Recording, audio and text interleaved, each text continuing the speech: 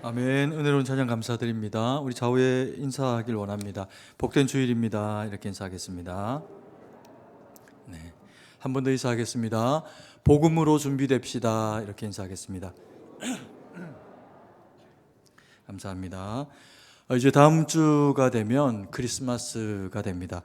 연말이기도 하고 어느새 시간이 이만큼 흘러갔나라고 하는 생각을 하게 됩니다.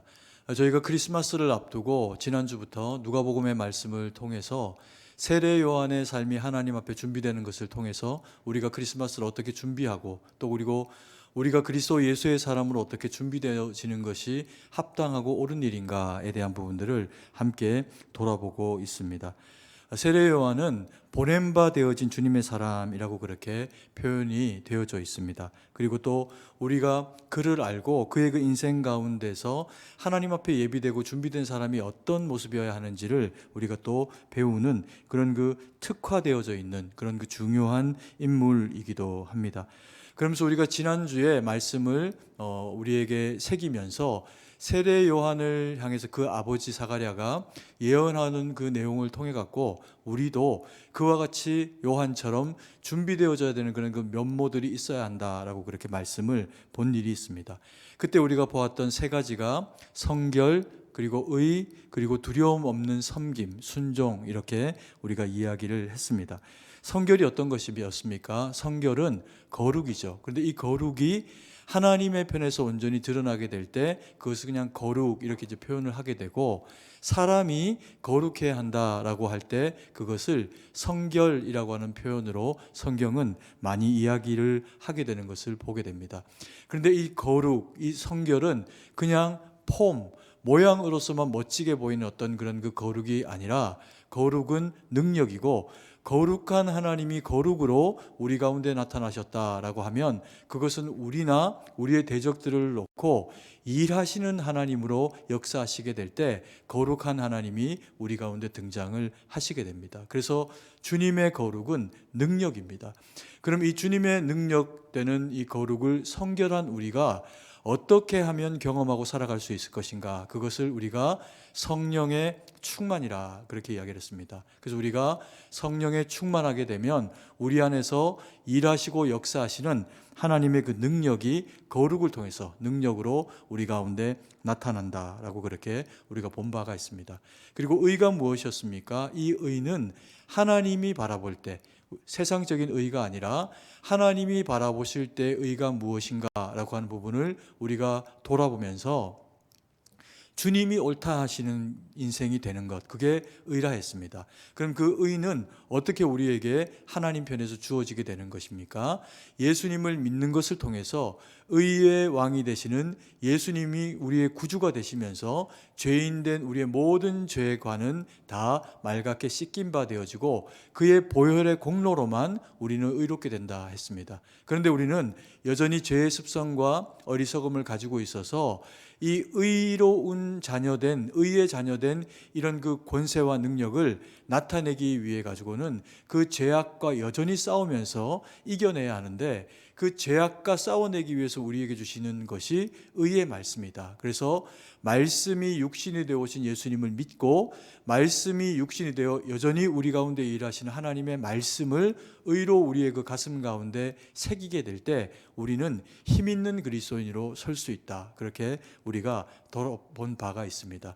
그리고 마지막으로 지난주에 봤던 것이 두려움이 없는 섬김, 다르게 표현하면 두려움 없는 순종, 두려움 없는 믿음, 이렇게 표현을 할 수도 있을 겁니다. 그러면 무엇이 두려움 없는 섬김이 될까요? 두려움이 없다라고 하는 것은 외부의 상황 가운데서 기죽지 않는다, 이런 표현이 될 수 있고, 그런데 또 근본적인 의미에서의 두려움이 우리가 없을 수가 없는데, 그 근본적 의미의 두려움이 뭐냐면 죄로 말미암아 되어진 이 두려움이기 때문에, 이 근본된 죄로 말미암는 두려움이 사라지려고 하면 예수님의 그런 그 보혈의 공로, 은혜, 그것이 우리에게 있어야 한다. 그래서 성령의 충만으로 성결을 경험하고, 그리고 또 말씀으로, 의의 말씀으로 우리의 심장을 채워서 거듭난 인생이 되었다면 뭐 하지 마라? 죄에 대해서 두려워하지 말고 하나님 앞에 담대히 나아갈 자격을 얻은 주의 백성답게 서라. 그리고 그런 주님을 마음에 모시고 살아간다면 우리가 살아가는 삶의 모든 환경들이 우리보다 크고 때로 두려움이 된다고 해도 우리가 믿는 그 주님이 우리와 더불어 동행하심으로 말미암아 우리의 모든 두려움을 이기고 우리로 하여금 승리하는 그리스도인이 되게 하실 것이다. 그래서 너희는 무엇하지 마라? 두려워하지 마라. 죄를 두려워하지 말고 그리고 세상 권세를 두려워하지 말라. 우리가 지난주에 요한을 보내시면서 이와 같은 권세로 요한을 채우시며 세우시겠다라고 그렇게 말씀하시는 주님의 그 말씀을 따라 우리도 주님의 그 자녀로 그렇게 설 수 있는 권세를 가지자, 그렇게 말씀을 돌아보는 시간을 가졌습니다. 그리고 오늘 우리가 읽은 이 말씀에도 보니까 여전히 이 세례 요한에 대해서 자가랴가 증언하여 이야기를 하면서 그가 어떤 역할, 또 예수님을 앞서서 그가 어떤 보내진 바 되어진 그 사명대로 살아가게 될 것인지에 대해서 이야기를 나누게 되는 그런 그 장면을 대하게 됩니다. 그러면서 80절 말씀에 보면은 중요한 이 아이가 자라나면서부터 그리고 그 이후에도 지속적으로 보이게 되는 모습이 어떤 모습인지를 설명해 주는 대목을 만나게 됩니다. 누가복음 1장 80절 말씀인데요. 같이 한번 읽겠습니다. 아이가 자라며 심령이 강하여지며 이스라엘에게 나타나는 날까지 빈들에 있으니라. 아멘. 중요한 말씀입니다. 이 한 구절의 말씀 가운데서 세례 요한이 어떤 삶을 살아가게 될 것이며 또 우리에게 어떤 믿음의 모범이 될 것인지를 사실은 다 드러내주고 있는 그런 중요한 표현이 이 80절 말씀 가운데 함축되어져 있습니다.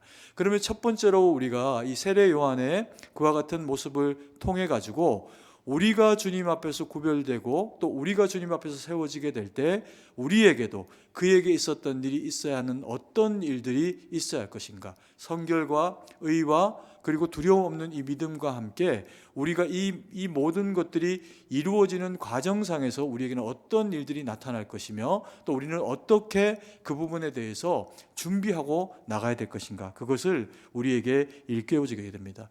그러면서 첫 번째로 뭘 이야기하는가 하면 주님의 길을 준비하는 사람은 자라며 심령이 강하여져야 한다라고 그렇게 이야기를 하고 있습니다. 80절 말씀의 앞부분인데 아이가 자라며 심령이 강하여지며 라고 하는 이 표현을 통해서 우리가 믿음의 사람이라면 심령이 강하여지고 자라야 한다라고 그렇게 표현을 하고 있는 거죠. 사람은 태어나면 누구 한 사람 예외 없이 자라게 돼 있습니다. 아이가 자라지 못하면 성장하지 못하고 그러면 사람의 기능으로서의 그 제대로 된 역할을 당연히 할 수가 없겠죠. 그래서 연령대에 맞는 육체의 자라남과 그리고 또 그 자라남 이상으로 거기에 걸맞는 강함이 거기에 수반이 되어져야만 합니다. 그래야 사람 구실을 하면서 살아갈 수 있는 그런 그 여건이 갖추어지게 되겠죠. 그래서 우리의 육체는 자랍니다. 그리고 또 강하여집니다. 그런데 우리의 육체는 어느 선에서 자라면 반드시 멈춥니다. 남자든 여자이든 멈추게 되어 있습니다. 그리고 강하여집니다. 그런데 그 강하여지는 그 근육의 양도 어느 순간이 되면 아무리 운동을 많이 해도 더 이상 커지지 않고 강하여지지 않는 상태에 다다르게 됩니다. 그때부터 우리는 흙으로 돌아가는 작업을 경험하게 되고 우리의 육체는 후패하여져서 연약해질 수밖에 없는 그와 같은 상태로 나아가게 됩니다. 사람마다 편차가 있어서 조금 더 튼튼하고 조금 더 건강할 수 있지만 모든 육체를 가지고 있는 사람은 자라남과 그리고 강하여짐이 어느 순간 멈추고 그리고 흙으로 돌아가는 그와 같은 과정을 통해서 다시 약하여지고 작아져가는 그런 경험을 할 수밖에 없다는 거죠. 그런데 하나님이 우리에게 그러면 너희가 그렇게 자라다가 멈추는 것으로 끝나라 이렇게 하고 계시는 것이 아니라 그럼에도 불구하고 너희가 지속적으로 성장하고 자라야 한다, 강하여야 한다라고 그렇게 우리에게 말씀을 하시고 계십니다. 그것이 어떤 표현입니까? 그리스도 예수의 장성한 분량에 이르기까지 우리를 어떻게 하라고요? 자라나라라고 그렇게 요청을 하게 됩니다. 이 자라남은 어떤 자라남입니까? 이것은 심령, 우리의 마음이 하나님 앞에서 지속적으로 자라게 되는 것을 이야기합니다. 그래서 육체는 성장이 멈추지만 육체가 성장하는 것이 멈췄다고 너희의 성장을 멈출 것이 아니라 너희의 심령이 하나님 앞에서 지속적으로 자라나야 한다라고 그렇게 우리에게 요청을 하고 계시는 거죠. 왜 우리의 심령이, 마음이 자라야 할까요? 신앙적인 면만을 두고 하는 것이 아니라고 하더라도 우리는 이 심령이, 마음이 자라고, 그리고 어느 선까지는 우리가 누군가를 책임지는 어른으로서 살아가야 하는 동안은 우리의 성장은 멈춰도 우리의 마음은 계속해서 커지고, 그리고 또 심령은 강건해져야만 합니다. 왜 그러냐면 시절이 악하기 때문에 그렇습니다. 이 세상이, 시절이 악하여져서 우리를 자꾸만 무너뜨리고, 그리고 또 마음이 무너지게 하고, 그래서 세상을 살아가는 그리스도인들이 힘을 잃고 살아가도록 만들어버리는 그런 그 역할들을 세상이 하고 있기 때문에 우리의 심령은 강건해야 됩니다.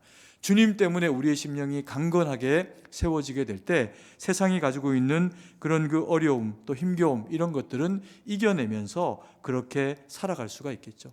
올 한 해도 정말 쉽지 않은 시간들을 살아왔습니다.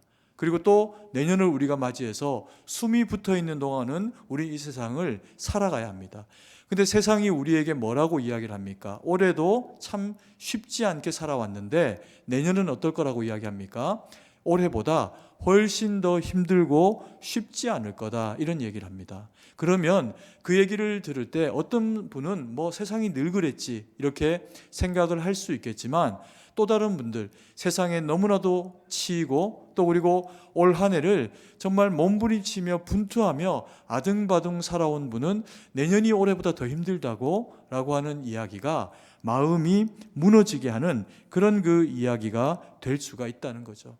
그래서 이 힘든 세상을 만나면 사람은 때로 넋이 나가고, 이게 멘탈이 나간다라고 하는 젊은 사람들의 그 표현처럼 마음이 너무너무 힘들어지면서 삶이 무너지고, 그리고 또 희망을 찾지 못하게 되는 경우들이 생기기도 합니다.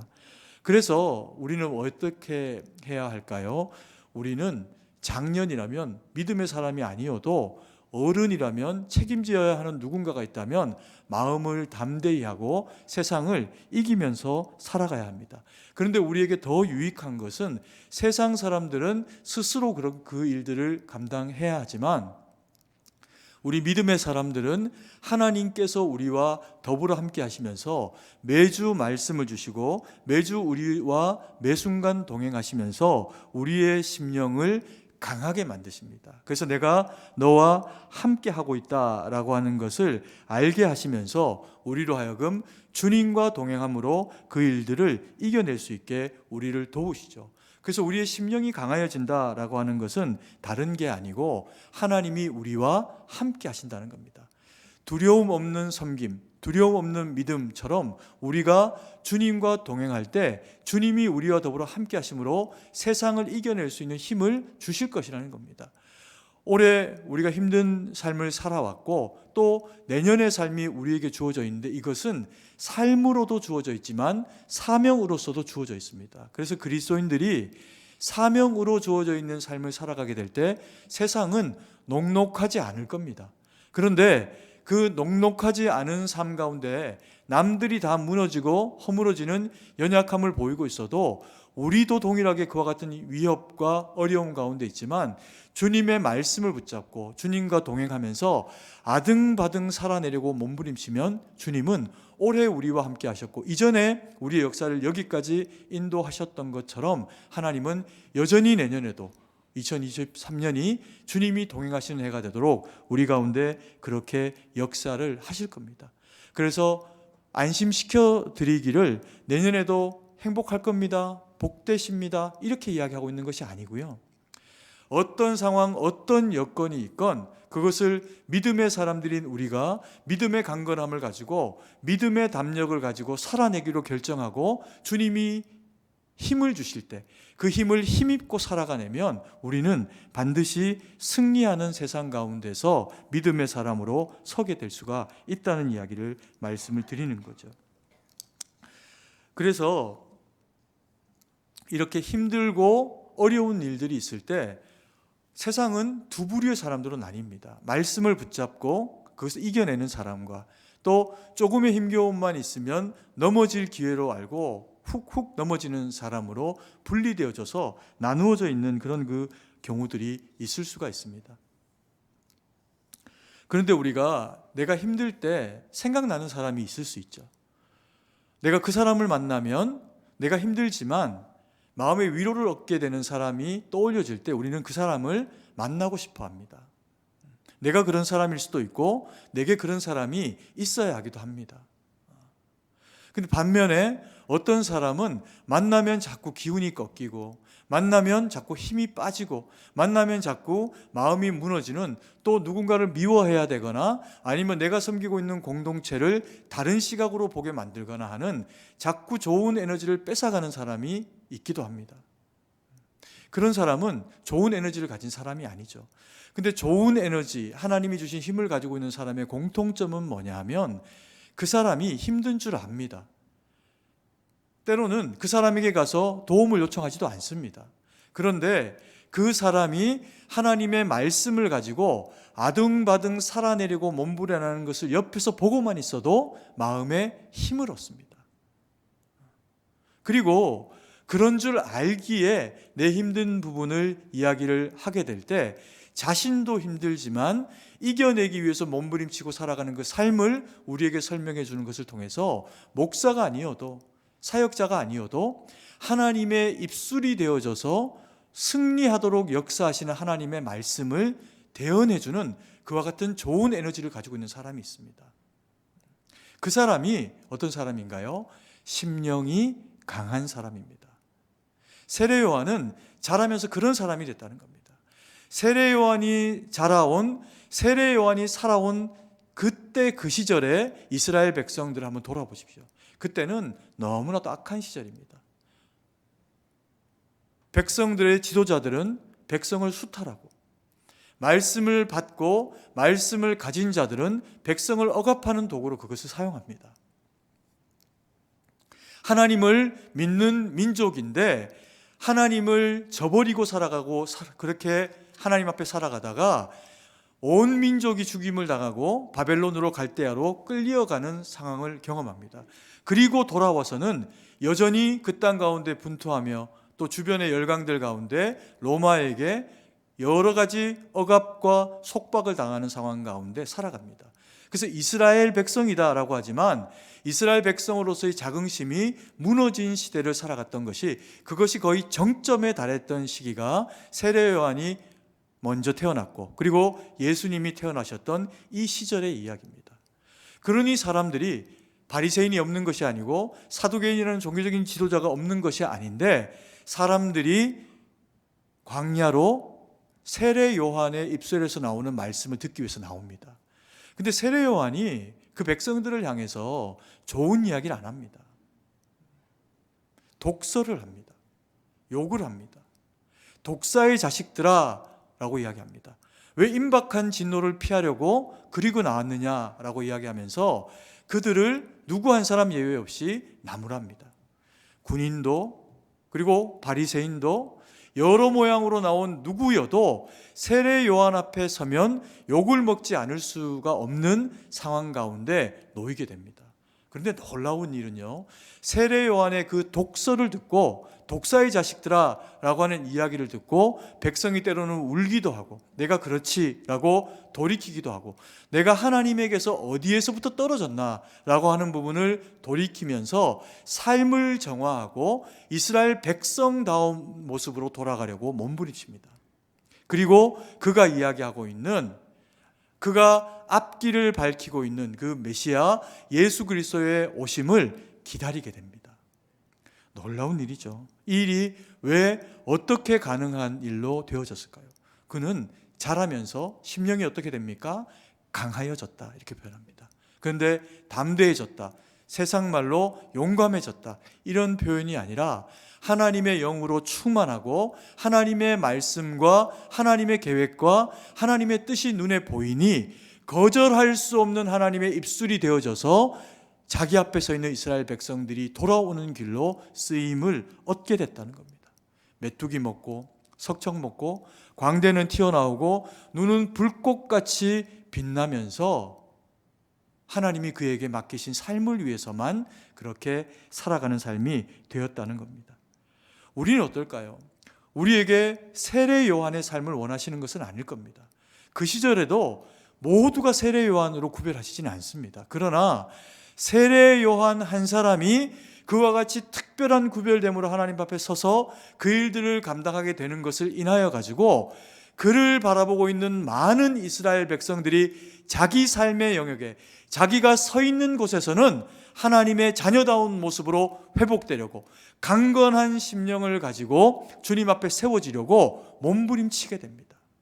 그게 세례 요한의 역할이고, 이 말씀을 받는 저희가 크리스마스를 앞두고 마음을 주님 앞에 어떻게 무장해야 될 것인가 돌아보는 그와 같은 근거가 된다는 겁니다. 그래서 우리는 세례 요한처럼 좋은 에너지를 가지려고 하면 어떻게 해야 될까요? 밥을 먹어야죠. 밥 안 먹고는 힘이 나지 않습니다. 좋은 밥, 좋은 말씀, 좋은 영적인 에너지, 기도, 하나님과의 거룩한 공기의 호흡, 그래서 말씀과 기도로 주님 앞에 다져진 영성을 가지고 하나님 앞에 서게 될 때 우리가 강건한 하나님의 사람으로, 심령이 강한 주의 사람으로 세워질 수가 있다는 겁니다. 그래서 기도하고 말씀 듣고 하나님 앞에 바로 서는 것에 게으름 없는 저와 우리 사랑하시는 성도님들 되시기를 간절히 소망합니다. 그리고 두 번째로, 우리가 강건한 하나님의 사람으로 세워지기 위해서 언제까지 이 강건함을 유지해야 할까요? 이것은 이스라엘 나라에 나타나는 날까지 강건하라. 세례 요한에게는 이와 같은 요청이고, 우리에게는 주님이 다시 오실 때까지 강건하라. 그렇게 이 말씀을 대할 수 있을 겁니다. 80절 말씀을 다시 한번 읽도록 하겠습니다. 아이가 자라며 심령이 강하여지며 이스라엘에 나타나는 날까지 빈들에 있으니라. 아이가 자라며 심령이 강하여지며 이스라엘에 어떻게 하는 날까지? 나타나는 날까지. 그런데 이스라엘에게 나타나는 날까지 이렇게 표현되어 있습니다. 그러면 이스라엘에게 나타나는 날까지는 언제까지를 구체적으로 이야기하는 걸까요? 이게 두 대상에게 해당하는 이야기입니다. 하나는 세례 요한에 대한 이야기입니다. 세례 요한이 하나님의 말씀과 하나님의 뜻 가운데 준비되고 자라나고, 그리고 심령이 강하여져서 오실 예수님 앞에 그가 6개월 먼저 온 이유로 그 구별됨의 모습을 가지고 오실 예수님을 나타내고 전하는 삶을 살아가게 됩니다. 그래서 그가 이스라엘 백성들에게 강한 심령을 가지고 오직 선포할 주의 입술이 되어져서 서게 되는 그 시기, 그때가 언제냐 하면 이스라엘에게 나타나는 날까지의 그 시기입니다. 그리고 또 하나는 언젠가요? 그래서 선포한 주님이 회개하라, 주님이 그의 나라가 가까이 왔다라고 이야기를 하게 될 때, 그래서 오시는 주님이 이스라엘 백성들 가운데 나타나시게 될 그 시점까지입니다. 그래서 이 이야기는 세례 요한이 구별되어져서 태어나져 가지고 그 역할의 사명을 감당하기 위해서 구별되어지고 쓰임받는 그 모든 시간들 가운데 일하기까지라고 하는 표현이라고 그렇게 볼 수도 있을 겁니다. 세례 요한은 그래서 와서 살아가는 동안에 이스라엘 백성들을 위해서 살고, 그리고 또 주님을 그들 가운데 나타내기 위한 삶으로 살아갑니다. 근데 그렇다고 해가지고 이 요한의 삶이 어느 한 시점에 뚝딱하고 되어진 일이 아닙니다. 이게 얼마나 섬세한 하나님의 준비하심 가운데 이스라엘에게 나타나는 날로 이루어졌냐 하면, 예수님이 이스라엘 백성들 가운데 오시기로 결정되어진 그날에 6개월 앞서 오십니다.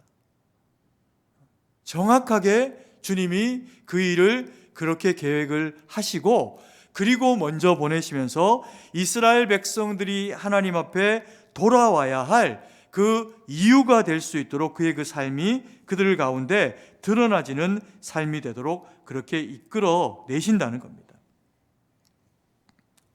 그리고는 온 목적대로 얼마나 사실 뛰어난 영적인 집안에 많은 사람들의 기대 가운데 그가 태어나게 되었을 것인데, 그것은 저 뒤로 하고 오직 하나의 목적, 주님이 오실 길만 예비하게 됩니다. 여러분 한번 생각해 보십시오. 하나님이 그렇게 오랜 만세 전부터 예비하셨고 딱 예수님보다 6개월 앞서 그 과정들을 친척으로 그 일들을 이루게 하시고, 그것도 아이를 달라고 하지도 않은 나이 많은 부모님에게, 아이를 낳을 수 없는 상태가 되어진 그 부모님에게 신비한 일을 통해 갖고 아이를 얻게 하셨을 때, 그 부모님들에게는 이 아이가 얼마나 기대되는 아이였겠습니까? 그리고 이 아이의 이 모든 태어나는 과정을 듣고 또 그 아버지 사가랴의 입술을 통해 가지고 입이 말을 못하는 상태였다가 말을 하고 난 이후에 이 아이의 이름부터 오늘 우리가 읽은 이 본문의 말씀처럼 이 아이가 어떤 믿음의 삶, 인생을 살게 될 것인지를 이야기를 하고 그것을 듣게 되었을 때, 그 모든 이야기를 들은 사람들의 마음에는 기대감이 있었을 겁니다. 근데 이 아이는 그 기대감을 그들이 원하는 방식으로 채워준 게 아니라 광야로 나가버립니다. 그리고 그곳에서 성장하고 그리고 나타내는데, 그 삶이 사실 고난입니다. 그리고는 그 고난을 인생이 가지고 있는 죄의 결과로 말미암는 고난이 아니라 복음을 전하는 하나님의 사람으로 서서 복음을 전하기 때문에 주어지는 고난으로 그것을 바꾸어냅니다. 여러분, 우리는 고난과 함께 때로는 신앙이 성장하는 계기를 가집니다. 그래서 고난이 반드시 나쁘다고만 이야기할 수 없습니다. 그러나 고난을 원하지는 않습니다. 굳이 나에게 찾아온 고난이라면 이 고난이 우리에게 영적으로는 어떤 의미를 가지게 될 것인가에 대한 부분을 심령의 강함으로 지혜의 눈을 뜨고 주님 앞에 묻게 될 때, 하나님이 이 고난을 통해서 우리를 어떻게 세우시기를 원하신지를 때로 깨닫게 되는 기회를 가지기도 합니다. 또 경우에 따라서는 오롯이 나의 죄악의 결과로 찾아온 고난임에도 불구하고 하나님이 그것을 통해서라도 우리의 신앙이 더 겸비하고 자라게 되는 결과가 되게 하시기도 하십니다. 그래서 이 고난이 우리 가운데 있을 때 우리는 이 고난을 발판 삼아 믿음의 경주를 하며 하나님 앞에 더 잘 세워지는 기회를 가져야 됩니다. 근데 우리가 세례 요한처럼 참으로 진정한 의미의 주님이 원하시는 인생의 고난, 뭘까요? 죄악 때문에 주어지는 고난이죠. 근데 이 고난을 거룩으로 당하여 받는 방식이 뭐냐 하면 복음입니다. 세례 요한의 삶은 자기가 선택한 죄로 말미암는 광야의 생활이 아닙니다. 세례 요한의 선택한 삶은 이스라엘 백성들에게 그들의 그 죄악 가운데 치닫아 살아가고 있는 그 삶이 돌이켜질 수 있는 기회가 되기 위해서 누군가에게 복음이 되어주기 위해 가지고 스스로 선택한 거룩한 고난입니다. 그래서 이 복음은 거룩한 고난입니다. 우리가 성장하는 길은요, 고난 때문에 성장하게 되는 경우가 많은데 계속 고난 때문에 성장하는 기회를 가진다면 이건 슬픈 일입니다. 병들고 아프고 다치고 뭔가 없어지고 상하고, 그렇게 됐을 때 정신 차리면서 우리가 성장해야 되는 기회를 가진다면 우리는 계속 힘들어야 됩니다. 이건 주님이 원하시는 길이 아닙니다. 그러면 그러한 고난이 아님에도 불구하고 우리가 주님 앞에 자라는 성장, 심령의 강함을 가지는 이 성장은 어떻게 가능한가? 복음이라는 고난에 들어갈 때입니다. 내 입술에, 내 심령에 주님의 말씀을 가지고 모태신앙이어도 안 모태신앙이어도 아무 상관이 없이 세례 요한처럼 광야 가운데 나아가서 사람들에게 복음을 말하고 복음으로 살고 그리고 많은 영혼들이 주께로 돌아오게 하는 겁니다. 그러면 고난이 찾아옵니다. 어떤 고난이요? 멸시가, 천대가, 때로는 욕먹음이, 때로는 뺨을 맞고 침뱉음을 당하는 일도 복음을 전하다 보면 생겨날 수 있습니다. 그런데 해보면 합니다. 그리고 해나가야 합니다. 그 가운데 하나님이 역사하시면서 영혼이 살아나고 우리의 삶 가운데 우리를 지키시고 보호하시는 하나님의 그야말로 우리 가운데 역사하시는 역사하심을 경험하게 됩니다. 그러면 우리의 신앙은 성장하게 되죠. 그래서 가장 심령이 강하여지고 가장 건강하게 성장하는 방식은 복음을 전하는 그런 그 일이라는 겁니다. 그리고 세 번째로 우리에게 빈들에 있으라라고 그렇게 요청을 합니다. 빈들에서 외치는 그 광야의 소리가 되라, 이렇게 이야기를 하고 있는 거죠. 80절 말씀을 다시 한번 읽도록 하겠습니다. 아이가 자라며 심령이 강하여지며 이스라엘에게 나타나는 날까지 빈들에 있으니라. 이스라엘에게 나타나는 날까지 어디에 있다고요? 빈들에 있습니다. 빈들. 세례 요한은 정말 빈들에서 살아갑니다. 사람들의 기대, 더 좋은 환경, 충분히 누리고 살아갈 수 있는 여건과 환경들이 그에게 구비되어 있음에도 불구하고 빈들을 선택합니다. 그래서 이 빈들은 그에게 현실이기도 하고, 그리고 이스라엘 백성들을 향한 상징적인 공간이 되기도 합니다. 현실의 빈들은요, 그에게 메뚜기와 석청이 먹거리가 되게 하고 약대 털옷을 입고 살아가게 만드는 척박한 환경이 됩니다. 이걸 포기하지도 않고 이걸 부인하지도 않습니다. 그리고 거기에 그렇게 살아갑니다. 그런데 어느 날부터 사람들이 그에게 나오죠. 빈들, 광야, 그곳이 빈들인 이유가 무엇일까요? 사람들이 거기 살지 않기 때문입니다. 짐승이 살아도 거기는 빈들입니다. 우리가 바라볼 때 빈 곳은 사람이 없는 곳입니다. 근데 거기에 요한이 서 있으니 사람들이 나옵니다. 빈들이 사람이 채워지는 공간으로 바뀌어지게 되죠. 이게 요한에게는 현실이고, 그리고 또 하나의 영적으로 상징의 공간이다라고 그렇게 말씀을 드렸는데, 그러면 어떤 면에서의 이 빈들은 영적인 상징의 공간일까요?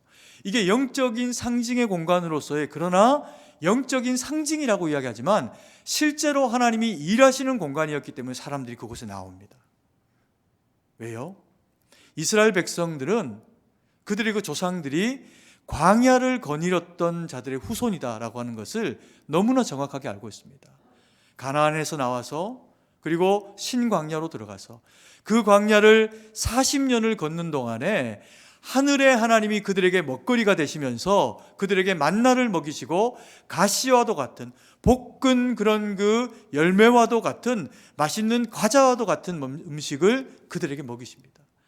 그리고 불평할 때 그들에게 메추라기를 먹이시고 물을 먹이시고, 그 광야는 광야이고 아무런 다른 것들이 기대될 것이 없지만 하나님이 거기에 계시니 하나님이 그곳에서 이스라엘 백성들을 먹이시는 땅이 됩니다. 그리고 이스라엘 백성들이 거기서 먹고 살았기 때문에 이스라엘 백성들일까요? 아니요. 그 살아남았을 뿐입니다. 이스라엘 백성들이 광야 가운데서 하나님의 거룩한 신민이 되어졌던 이유는 뭐냐면 그곳에 하나님의 말씀이 계셨기 때문입니다. 내가 독수리 날개로 너희를 업어내었다. 내가 너희를 구원하여 하나님의 거룩한 백성 제사장 민족으로 너희를 구별하여 세웠다. 이 얘기를 모세를 통해서 이스라엘 백성들 가운데 끊임없이 반복해서 책이 되도록 말씀하십니다.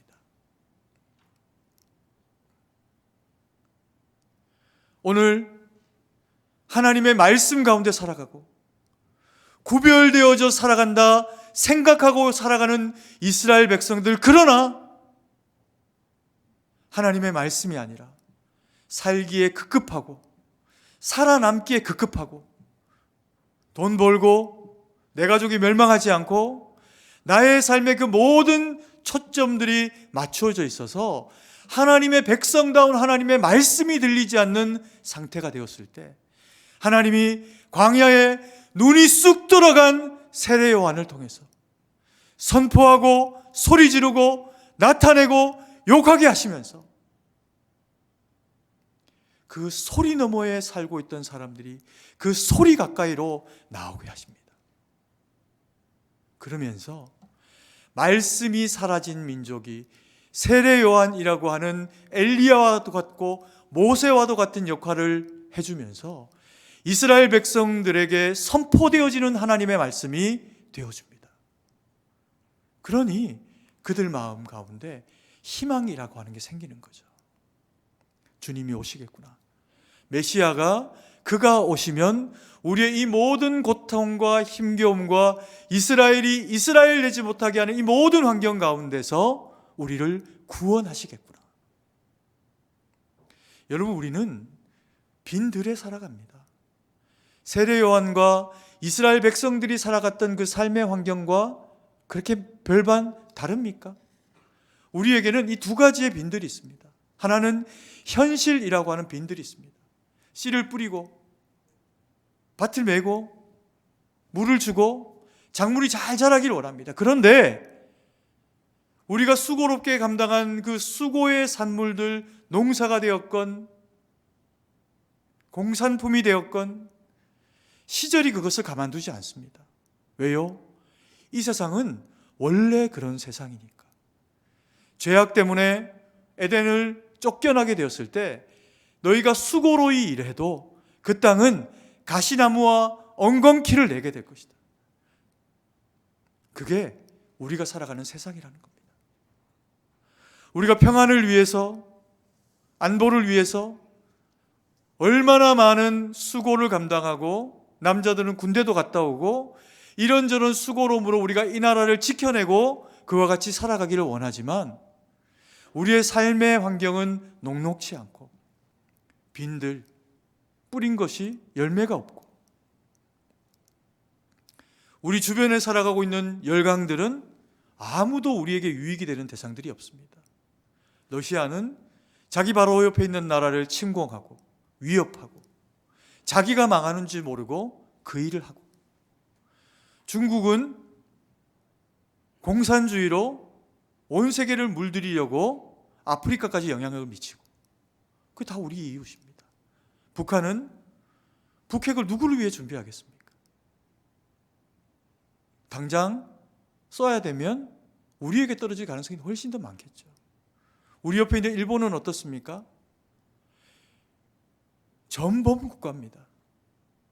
그래서 전쟁을 일으킬 수가 없고 침공하면 방어만 해야 되는 나라인데 그들이 스스로 자기를 강하게 만들어서 침공할 수 있는 나라로 다시 바꿨습니다. 누구에게 침공할까요? 가장 침공하기 좋은 나라는 바로 옆에 이웃 나라겠죠. 우리가 그와 같은 육체적 빈들과 같은 상황 가운데 살아가고 있습니다. 이스라엘 백성과 별반 그렇게 다르지 않은 상황 가운데 살아가고 있습니다. 우리가 의지할 수 있는 건 우리 자신과 우리를 지키시는 하나님밖에 없습니다. 그래서 너희가 내 백성이다 말씀하시면서 하나님이 우리에게 허락해 주신 영적 빈터, 영적 광야가 있습니다. 거기가 어딜까요? 교회죠.